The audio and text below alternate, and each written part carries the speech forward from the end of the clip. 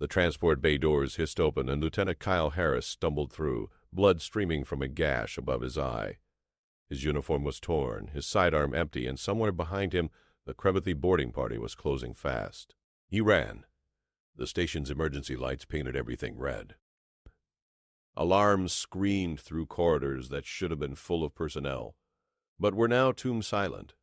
The Krevethy had hit Outpost Vanguard hard and fast, overwhelming defenses before anyone understood what was happening. Kyle had watched his entire squad get vaporized in the first 30 seconds of contact. He was alone. His boots hammered against metal grating as he rounded a corner, and nearly collided with her. The alien female was small, maybe 5 feet tall, with pale violet skin, and large dark eyes that went wide with terror. She wore some kind of fitted environmental suit covered in symbols he didn't recognize. Not Krevethy. Something else. "Move!" Kyle grabbed her wrist without thinking and pulled her into a side passage as energy bolts seared the air where they'd been standing. She made a sound, sharp and shocked, but followed. They sprinted together through the maintenance tunnels, the girl surprisingly fast despite her size. Behind them, guttural Krevethy voices echoed, getting closer. Kyle's mind raced through options. The escape pods were 3 decks down. The armory was compromised. Communications were dead. They were trapped. The girl suddenly yanked him sideways into a ventilation alcove. She pressed against the wall, chest heaving, and Kyle realized she was shaking. Not just from fear, something else. Her eyes kept darting to where his hand had gripped her wrist, and there was something on her forearm now, some kind of marking that definitely hadn't been there before. It was glowing. Soft blue light pulsed beneath her skin in intricate patterns, spreading from where he'd touched her up toward her shoulder. The girl stared at it like she'd been struck by lightning, her whole body going rigid. "What is that?" Kyle whispered. She looked at him, and the terror in her eyes had transformed into something he couldn't identify. Confusion, disbelief, maybe horror. The glow intensified. Footsteps rang out nearby. The Krevethy was sweeping every passage now, and this alcove wouldn't hide them for long. Kyle checked his rifle. 3 shots left. Against a war party, that meant nothing. The alien girl was trembling harder now, staring at the light patterns racing across her skin. She touched them with shaking fingers, then looked at Kyle like he'd just rewritten her entire existence. Then the Krevethy turned the corner, weapons raised, and there was no more time for questions. Asterisk field name. Asterisk alien girl trembled unconsciously when her mate indicator glowed. After the human touched her, TXT Kyle fired twice and dropped the first Krevethy before the creature could scream. The second shot went wide as he shoved the alien girl behind a support beam and rolled for cover. Return fire chewed through the metal where his head had been. 1 shot left. The remaining Krevethy advanced, 3 of them, their segmented armor gleaming like oil-slicked beetles. They moved with the confidence of hunters who knew their prey was cornered. Kyle's finger tightened on the trigger, calculating angles, knowing it wouldn't be enough. Then the girl stepped out from behind the beam. She raised both hands, and the glowing patterns on her skin blazed bright enough to cast shadows. She spoke, her voice carrying a resonance that made Kyle's bones vibrate. The language was nothing he'd ever heard, but the Krevethy definitely understood it. They froze. One of them lowered its weapon slightly and responded in the same tongue, its tone questioning, almost reverent. The girl spoke again, sharper this time, and pointed at Kyle. The glow spread across her entire body now, visible even through her suit, pulsing in rhythm with her words. The lead Krevethy made a gesture that might have been a salute or a warning sign, then barked orders to the others. They retreated, actually turned around and left, their heavy footsteps fading back down the corridor. Kyle stared. What just happened? The girl turned to him, and the glow began to dim. She was still shaking, but now she looked at him with something like awe mixed with absolute panic. She touched her wrist where he'd grabbed her, then touched her chest, then made a complicated gesture he didn't understand. "I don't speak whatever that is," Kyle said, keeping his voice gentle despite the adrenaline still screaming through his system. She closed her eyes, concentrating, and when she spoke again, the words came out halting, but recognizable. "You are human, yeah. From Earth?" Yes. She made that chest-touching gesture again more urgently, and the glow pulsed brighter for a moment. I am Vera of the Lamathi. And you have done something impossible. I just grabbed your arm. Yes. Her voice cracked. You touched me. A human touched me. And the mark appeared. Kyle glanced at the pattern still faintly luminous under her skin. What mark? What does it mean? Vera's eyes were huge and dark and filled with something that looked like existential terror. It means the universe has declared you my bonded, my mate, my pair soul, the one I am meant to bind with forever. The words hung in the air like a grenade with the pin pulled. That's not possible, Kyle said. We're different species. The mark does not lie. It has never lied. Not in 10,000 years of my people's history. It appears when two compatible souls touch, when the genetic and psychic resonance aligns perfectly. It means our DNA, our neural patterns, our life frequencies are matched. It means... She stopped, trembling harder. It means I am bound to a human. An alien. This should not exist. Somewhere in the distance, more footsteps echoed.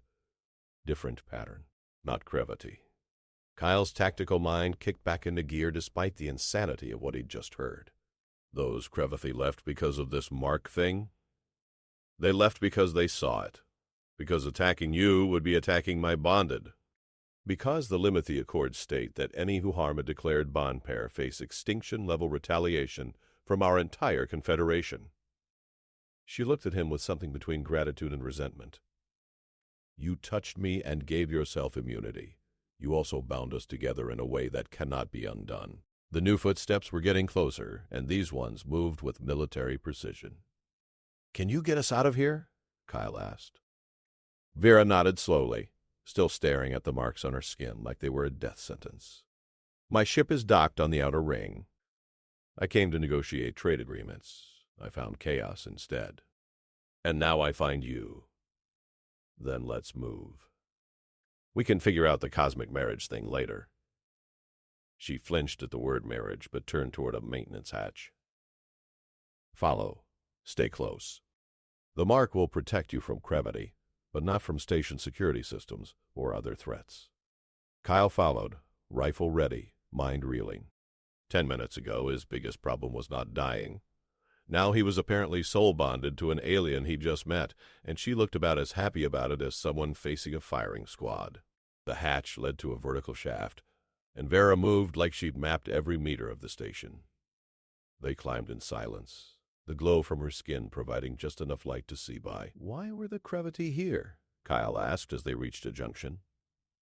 Hunting me, Vera said quietly.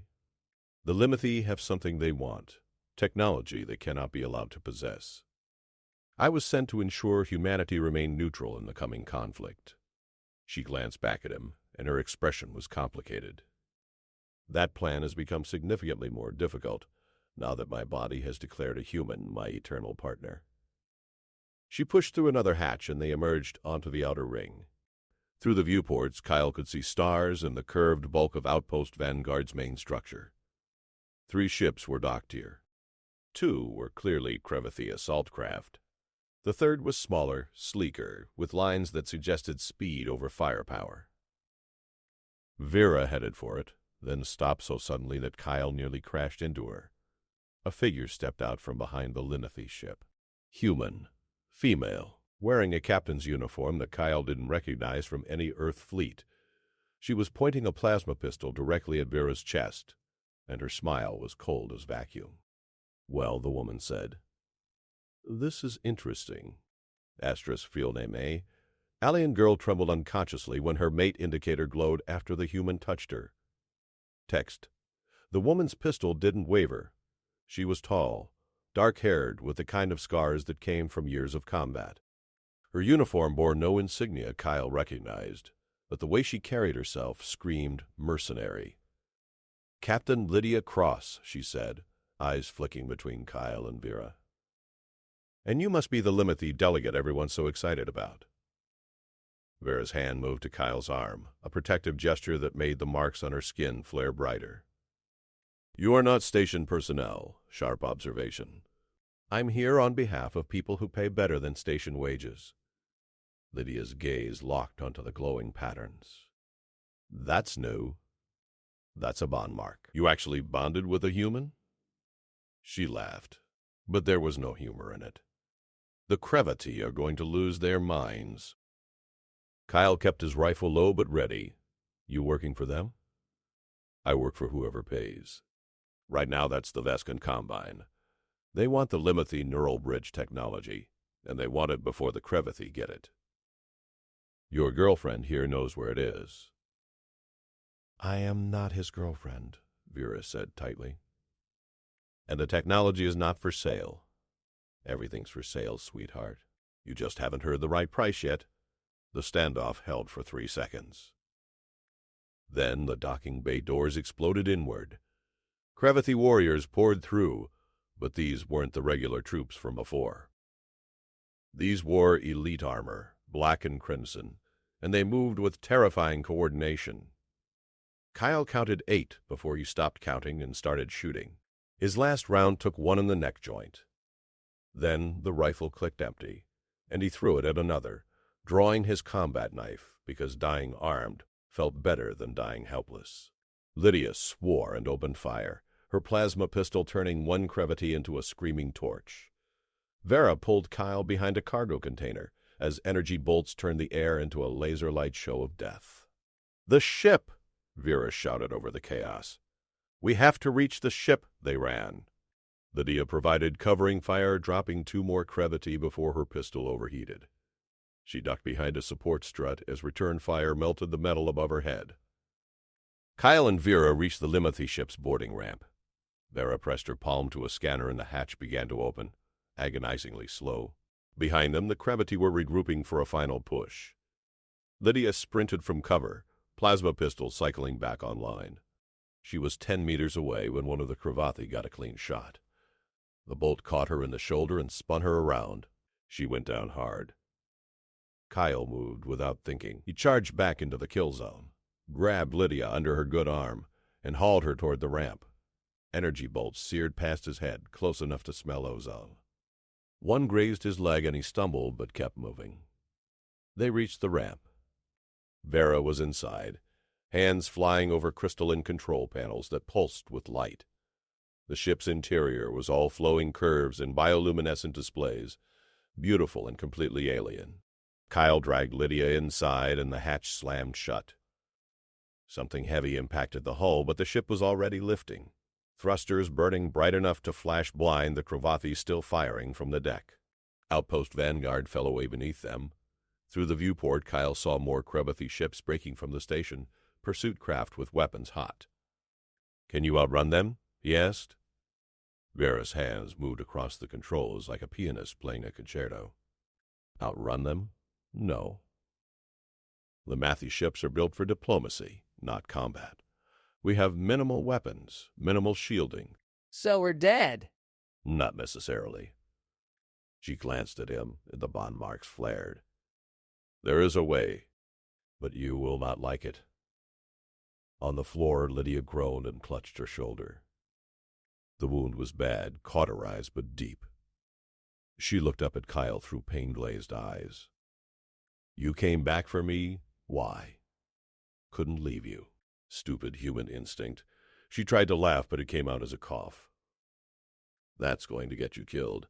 3 Crevati pursuit ships appeared on the display, closing fast. Warning lights flashed across Vera's control panel.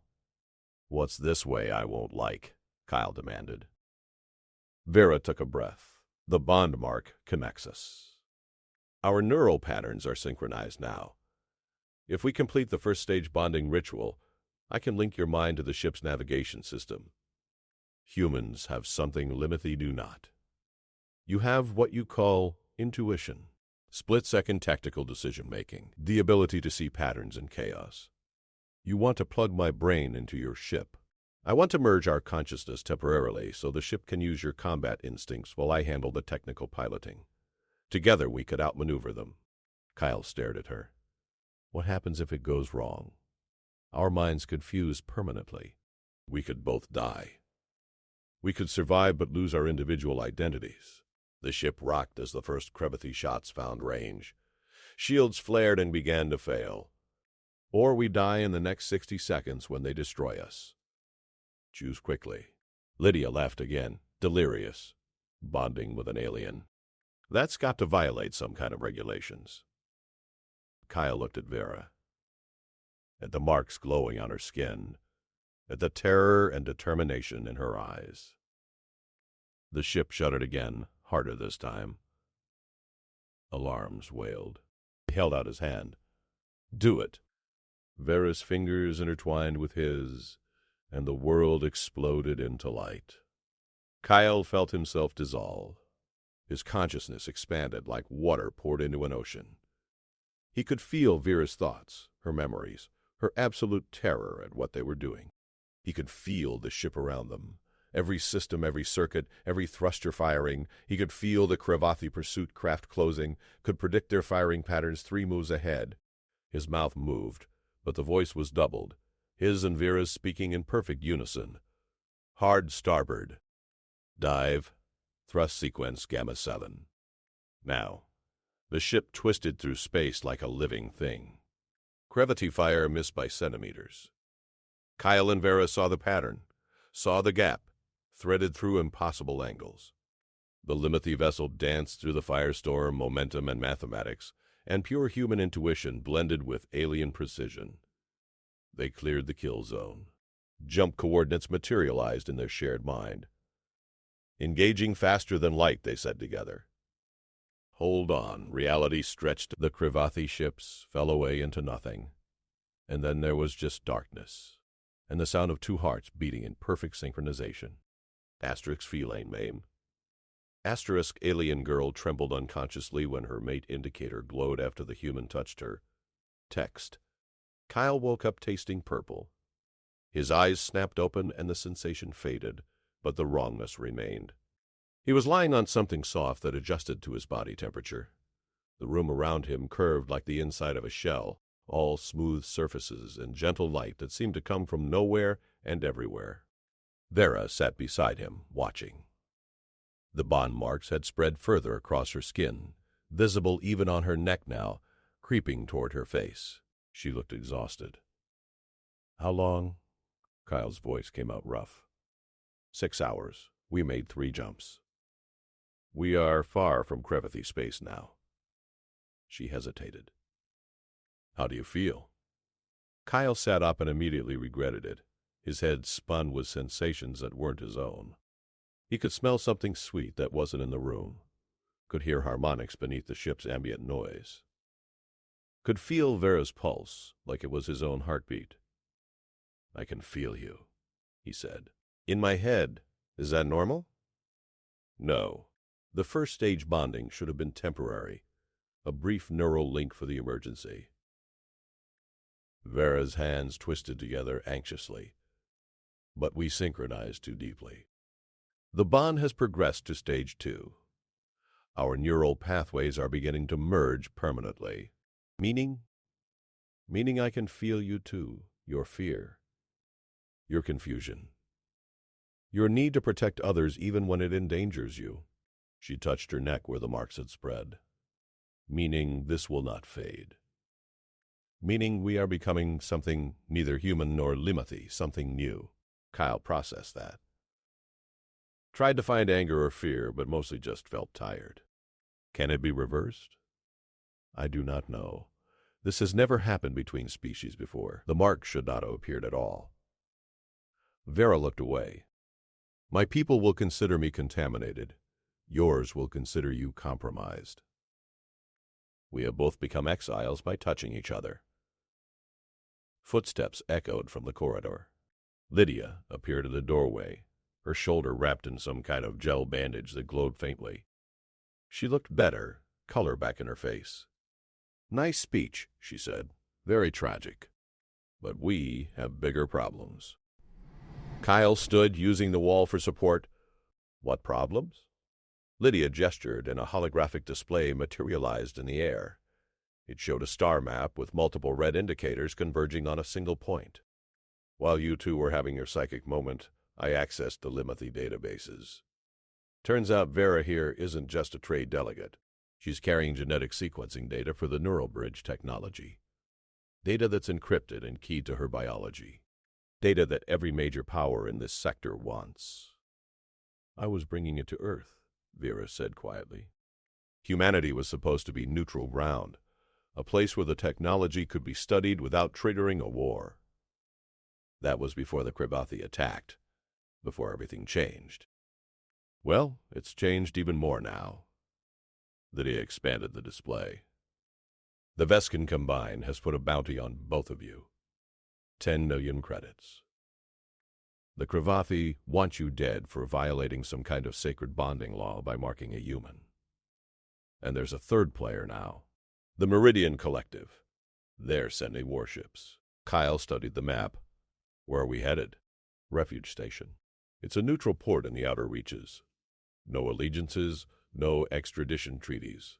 We can disappear there long enough to figure out our next move. Lydia's expression hardened. But getting there means passing through the Vortan Nebula. Pirates control that space. They don't care about politics or bounties. They just kill everyone and take what they want. How long until we reach it, Vera asked. 4 hours at current speed. Kyle felt something through the bond. A flutter of genuine terror from Vera quickly suppressed. What's wrong? She met his eyes. The nebula interferes with navigation systems. We would need to pilot manually through the gas clouds and debris fields. I am a competent pilot, but not skilled enough for that kind of precision flying. But together we could do it, Kyle said, understanding. Like before.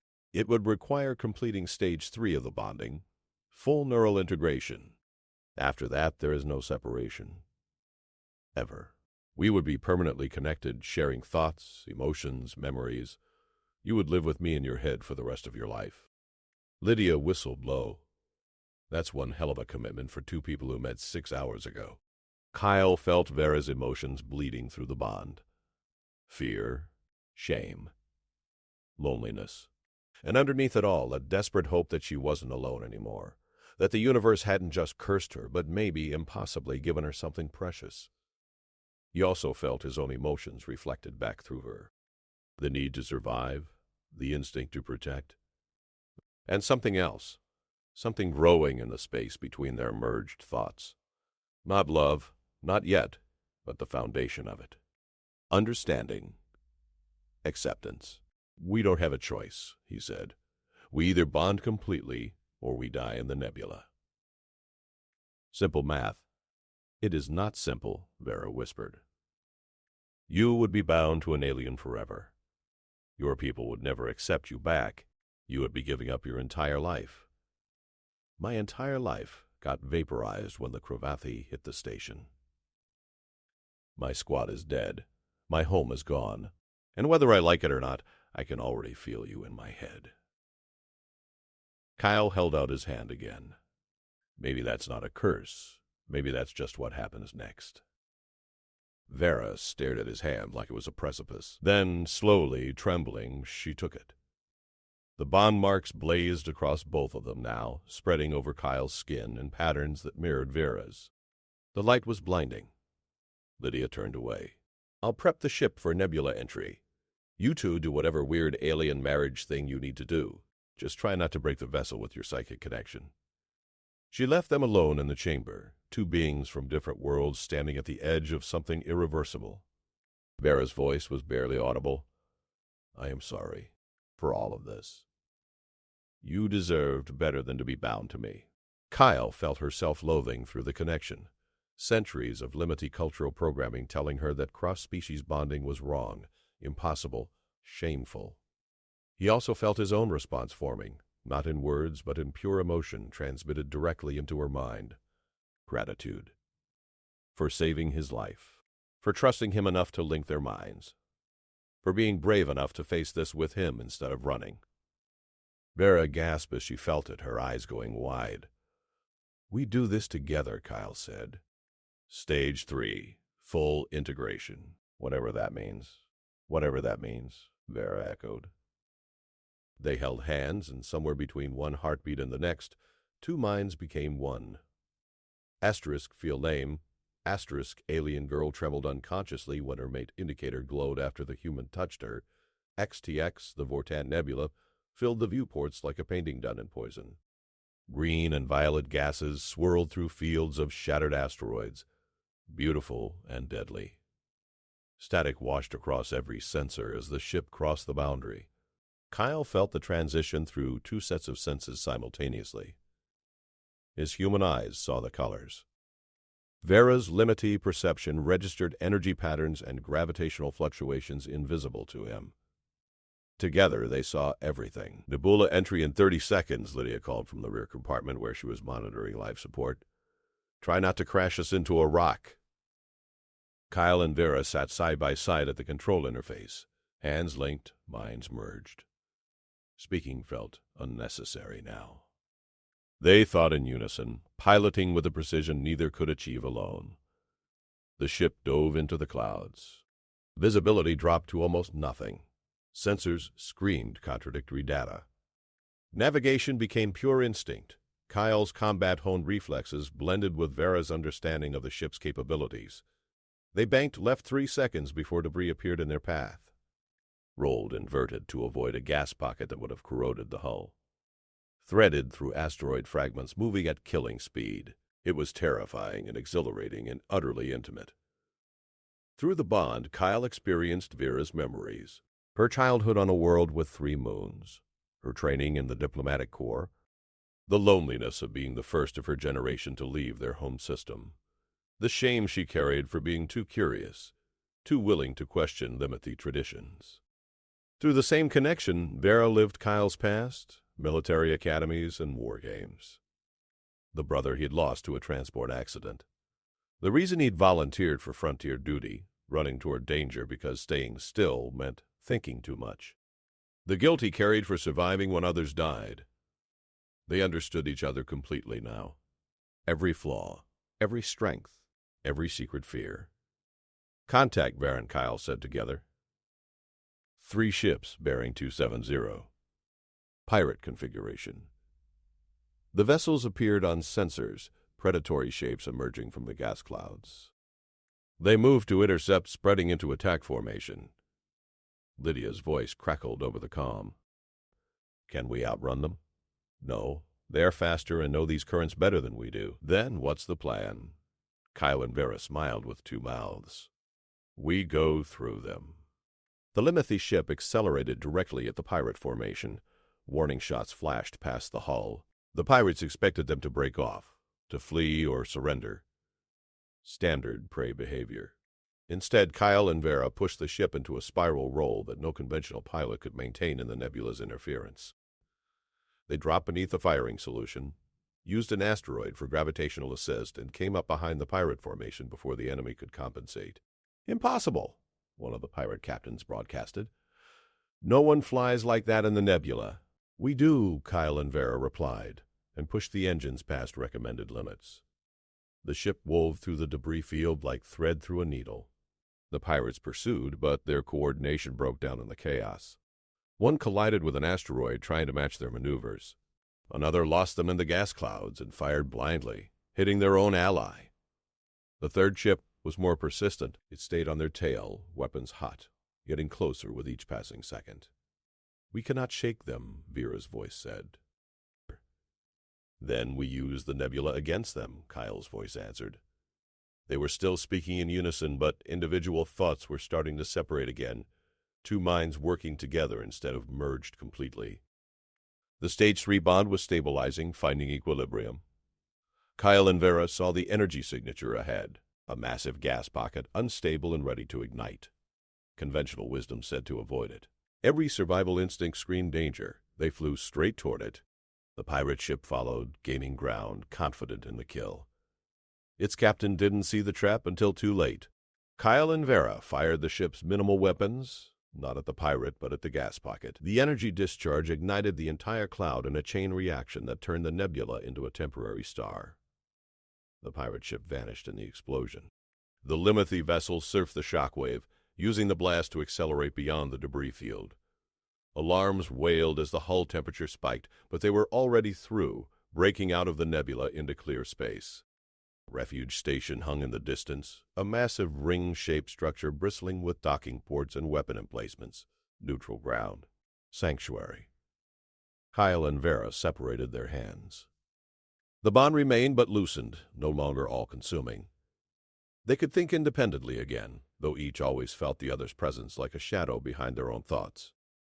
"That was insane," Lydia said, stumbling into the control room. She looked at them both with something between awe and horror. "You flew like you were one person." "We are," Vera said. "We're not," Kyle said at the same time. They looked at each other and shared a sensation that might have been amusement. The bond was strange, uncomfortable, occasionally overwhelming, but it was also becoming familiar. "Refuge station is hailing us," Vera reported. "They are asking for identification and purpose." "Tell them we're refugees seeking asylum," Kyle said. Vera transmitted the message. A long pause followed. Then the station's response came back cold and formal. "Asylum request denied. Refugee status not recognized. Multiple bounties on file for occupants of your vessel. You have 10 minutes to depart before we open fire." Lydia swore. "Someone got here before us. They've already poisoned the well." Through the viewport, weapon batteries on the station began to track their ship. In the distance, new contacts appeared on sensors. Warships. Lots of them. The Vescan Combine's fleet, arriving right on schedule. "We walked into a trap," Kyle said. "No," Vera said quietly, studying the tactical display. "We flew into one, and now we need to find a way out." She pulled up the local space chart, hands moving quickly across the controls. The bond marks on both of them pulsed with synchronized light as they fell into the merged thinking pattern, again without conscious effort. "There," they said together, pointing at a gravitational anomaly barely visible on the sensors. "The singularity." Lydia looked at the reading and her face went pale. "That's a black hole fragment. Unstable. The gravity well would tear us apart." "Not if we use it correctly," Kyle and Vera said. "The Vescan ships are too large to risk the approach. We are small enough, fast enough. If we can slingshot around the event horizon, we can reach the jump point beyond before they can intercept. That's suicide. It's the only option." The Vescan fleet was closing fast. Refuge station's weapons were hot. Every direction except toward the singularity meant certain death. Kyle met Vera's eyes, felt her fear through the bond. Felt his own. Felt both of them decide simultaneously that suicide beats capture. "Take us in," they said. The ship turned toward the anomaly, toward the place where physics broke down and space itself screamed. Behind them, the Vescan fleet accelerated, and ahead the darkness waited, hungry and patient. Asterisk, field name, accidentally, alien girl trembled unconsciously when her mate indicator glowed, after the human touched her. Text. The singularity pulled at them with gravity that bent light into spirals. Through the viewport, stars stretched into lines. The ship's hull groaned under impossible stress. Kyle and Vera sat motionless, hands clasped, minds fully merged. They didn't speak. Couldn't speak. Every fragment of concentration went into keeping the ship from being torn apart molecule by molecule. Lydia had strapped herself into a crash seat, unconscious from the G-forces. The ship's compensators were failing. Blood vessels burst in Kyle's eyes. Vera's respiratory system struggled against the crushing pressure, but through the bond they shared the load. Kyle's human endurance, Vera's limithy resilience. Two bodies becoming stronger together than either could be alone. The event horizon loomed, a sphere of absolute darkness surrounded by a disk of superheated matter. The ship skimmed along the gravity well's edge, pulled into a trajectory that should have been impossible. Physics became suggestion. Mathematics turned into faith. They were moving faster than anything human-made had ever moved. The Vescan fleet tried to follow, but their capital ships couldn't match the maneuver. One attempted the slingshot anyway and simply came apart. crushed into component atoms by forces it wasn't built to withstand. The others fell back, weapons firing uselessly into the distortion. Kyle and Vera rode the gravity wave like surfers on the edge of annihilation. The jump point appeared on sensors, a stable wormhole exit, positioned perfectly beyond the Singularity's kill zone. They had one chance. Missed the trajectory by even a fraction, and they'd either be pulled back into the black hole or shot past the jump point into empty space with no fuel to return. The bond marks across both their bodies blazed white-hot. They released at the exact millisecond, breaking free of the gravity well with momentum that sent them hurtling toward the wormhole. The ship screamed. Every system redlined. The hull temperature exceeded tolerances. But they made it. The wormhole swallowed them, and reality inverted.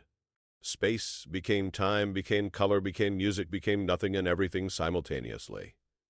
Kyle felt Vera's consciousness wrapped around his own, two minds shielding each other from the madness of faster-than-light transit. Then they were through, falling back into normal space in a system Kyle didn't recognize. A planet hung before them, blue and green and beautiful. Storms swirled across one hemisphere. Two small moons orbited in perfect synchronization. "Where are we?" Lydia's voice was weak but conscious again. Vera checked the navigation data, then went very still. "This is Sanctuary, the Lost Liberty Colony. It was established 300 years ago, and then contact was lost. We thought everyone died." "Looks pretty alive to me," Kyle said. The planet was broadcasting, not a distress signal, not a warning, an invitation. They took the ship down through atmosphere that tasted like Earth but wasn't. The landing site was a valley surrounded by mountains, and the city that spread across it was unlike anything Kyle had seen. The Methy architecture blended with structures that looked almost human.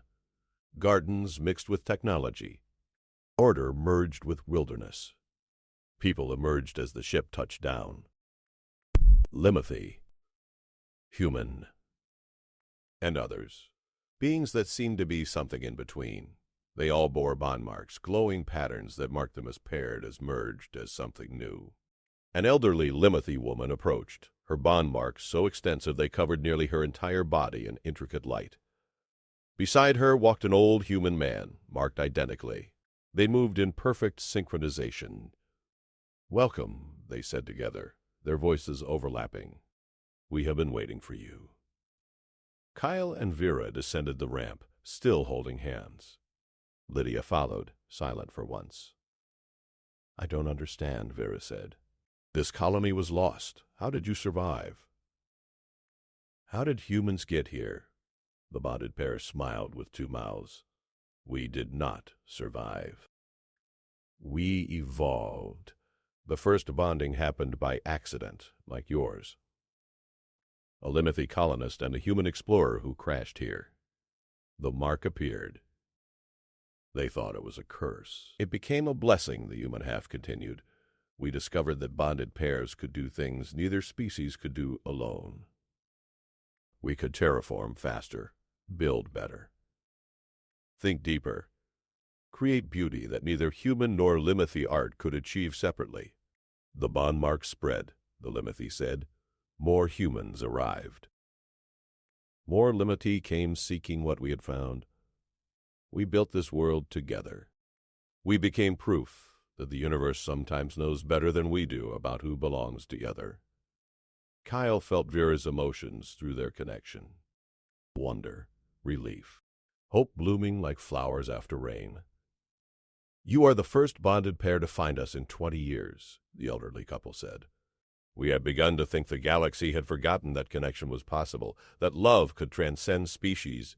"This isn't love," Kyle said automatically. Then stopped, feeling Vera's reaction through the bond, feeling his own truth beneath the denial. "Is it?"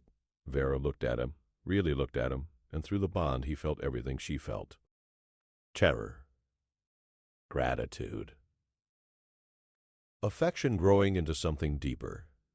Not love yet, maybe, but the foundation of it. Trust built in crisis. Understanding forged in shared consciousness.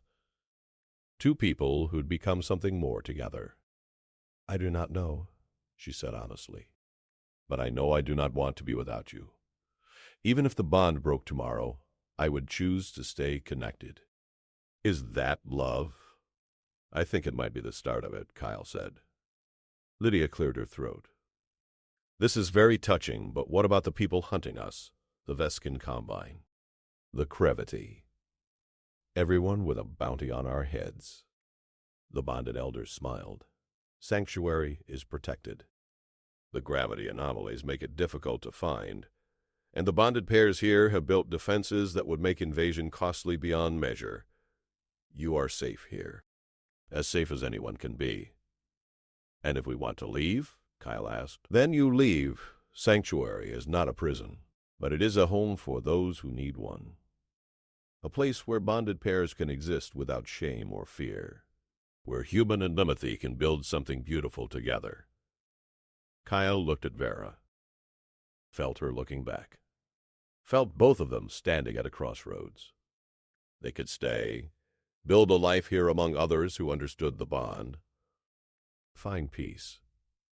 Or they could return to the galaxy carrying proof that impossible connections could work, that two species could become one without either losing themselves.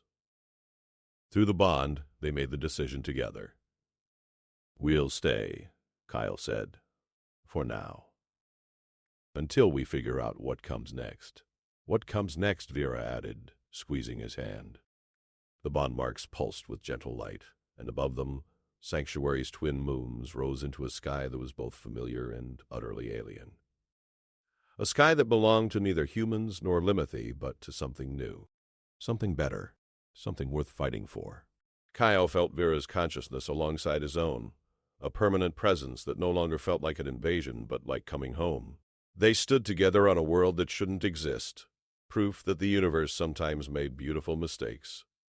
And in the valley below, in the city built by bonded pairs, celebrations began, because two more lost souls had found their way to Sanctuary.